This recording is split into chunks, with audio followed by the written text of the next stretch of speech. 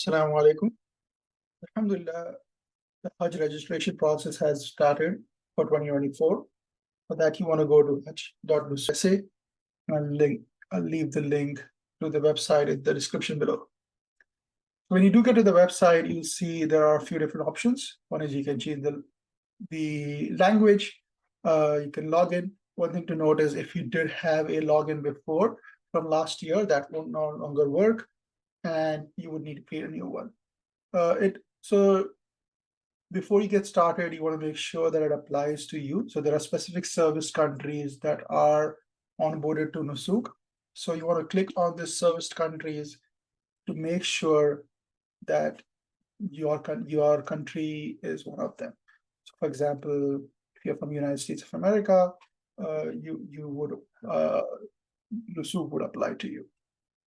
In addition, on the top in the journey, they have given a summary of the Hajj process as well. Inshallah, we will cover the Hajj process in more detail. We did a session last year, which is pretty detailed on the logistics and the spiritual aspects of it. And the link to that video is in the description below. Inshallah, we will do some more this year as well. And then if you click on registration assistance, it basically takes you to an FAQ page. You have questions here about the platform, how to register, how to add family members, packages. You can kind of see here. And then basically, as you can see on the top as well, service providers and packages and Hajj guidelines are not yet released, but they have listed as soon. So let's go back to the main page. And what we will do is start registration. The first thing you will do is select your country of residence. I'll select United States of America, confirm this is my country of residence. I hereby consent to the privacy policy, read the terms and conditions and privacy policy, go subscribe for any email updates. You can do that. You then also select that I'm a robot. Yeah, we want to go ahead and enter your email address and then click create an account.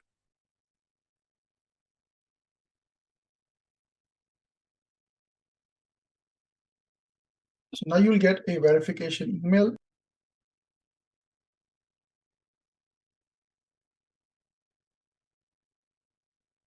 They ask you to enter your password. If you have entered the password, you would create an account. You get the message, the account was successfully created. Please log in to finalize the registration process. Okay, ask you to log in again.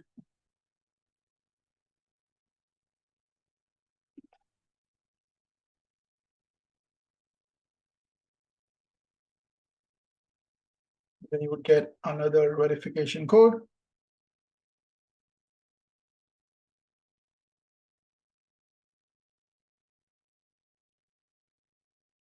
As you get to the uploading guide, be sure to review the guidelines. So you're going to click proceed. So note here that you want to make sure that the photo that or your passport image that you're going to upload is either PNG or JPEG. Dimensions would be a maximum of 800 by 400 pixels, and the file size has now been upgraded to 1 megabytes. Please make sure the main page of your passport is clearly visible. So it's good that we have a instruction here. Second, it also wants you to upload your personal photograph, again, PNG or JPEG, and the maximum of 200 by 200 pixels. File size is pretty small with 18 kilobytes. Background should be white, and you must be wearing formal attire. Photo must be consistent with passport image guidelines. Again, you want to have your proof of residence, so you'll upload that as well. So it's accepted format, dimensions, file size. Again, if you wanted to go back, you can kind of see the details here. So what we need now is a passport and a personal photo.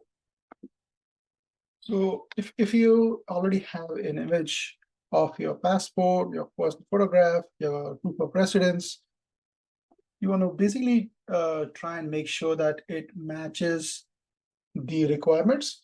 which is the dimension should be 800 by 400 pixels and the file size should be less than 1 megabytes. If you are using Windows, you can open up the image in Paint, and here you can see that the sample image that I have, the resolution is 1685 to 1137 pixels. So now, as I can see, you can see that it has to be less than, it has to be basically between 400 by 800 pixels, and it has to be less than 1 megabytes. Now, my pixel size for this photograph is pretty high.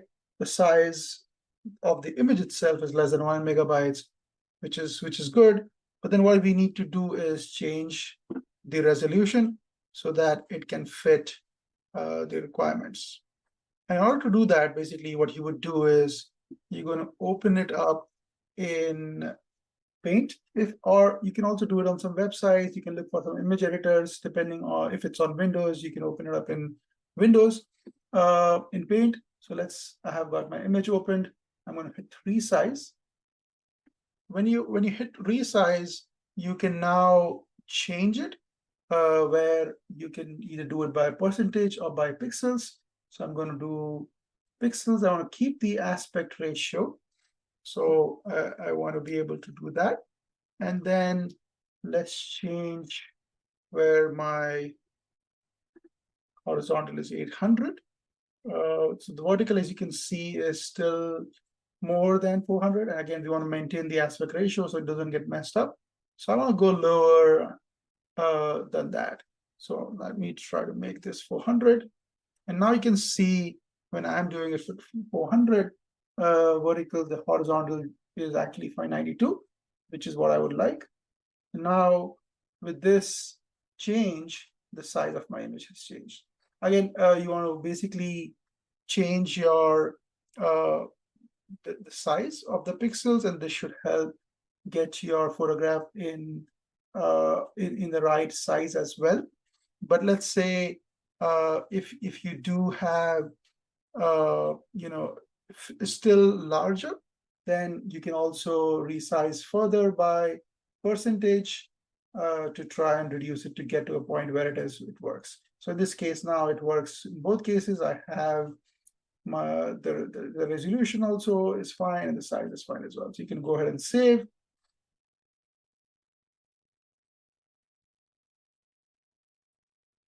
And then use your edited image.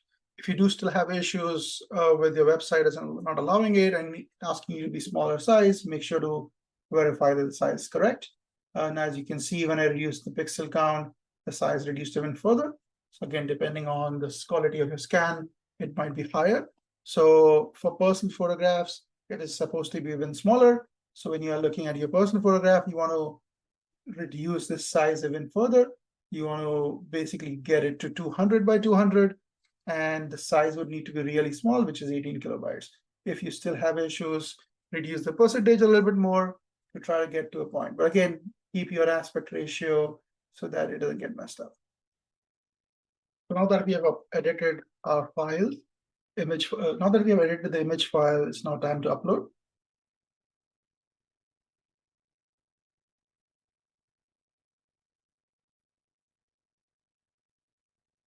Now that these are uploaded, let's go ahead and click next.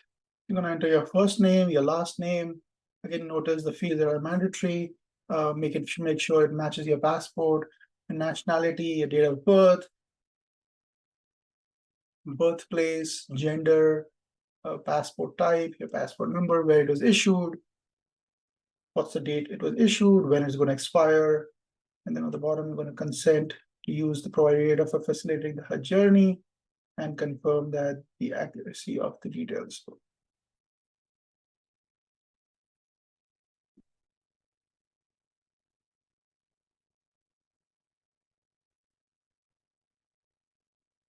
Submit. Provide your contact information, social status, which includes single, married, divorced, widow, or other, emergency contact information. Interesting is they have street address and home address. separated, and both are required. And what's the nearest embassy to you? If Houston, Los Angeles, Miami, New York, Washington. When do you expect to enter again, this is probably not going to be finalized until later. But this year, Hajj is the 8th of Zulhijjah, around June 14th. Again, depending on your package, it might be Medina first, Makkah first, so I don't quite know yet when would it be, but we can probably do end of May, early June. I'm going to just say like end of May for now. So about 20, let's do 21 days. We don't know yet. Most likely it's going to be by air. Never mind. It doesn't say it's required, but it is mandatory. I'm going to say TBD. Have you had a previous visa? If you've had visa before. Does your passport have any restrictions or conditions valid for one trip? So make sure to either provide description if there are any details about if there are any restrictions on your passports that limits the trip. Do you have any relatives in Saudi Arabia? Have you ever traveled to other countries in the past year? So again, next. Have you been deported, including Saudi Arabia? Have you ever served in the armed forces? Do you have any accessibility requirements?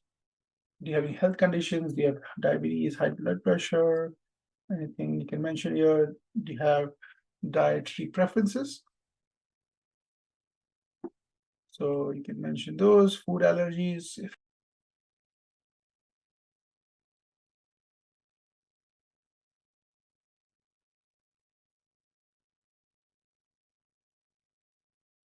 So then it's going to provide you the summary. Make sure to review all the information that is present here. Provide your consent, acknowledge that by registering, you understand that the approval is still tentative. You still have to purchase packages, and you will provide the original certificate of packages of vaccinations when needed, and you review the terms and conditions before to review these. If you have additional family members that will be traveling with you, you could add them here. Go ahead and submit.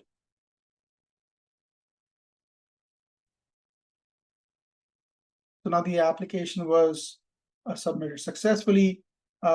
Now it's in the review process. So once the review is completed, they will reach back, they will reply back, and they will provide updates on if any additional information is needed. Also, now that you have registered, you should get an email saying your registration is successful, it's complete. They are verifying the information and notify it's done. Now we wait until the verification is completed. But that was it for today. Hopefully everybody is able to get through with this, and let us know in the comments below if you would like any additional information. Inshallah, we will do more videos in the future months as we start getting more information on packages, service providers like last year. Inshallah, we also do some more logistics and spiritual information as well. Assalamu alaikum. Jazakallah khair.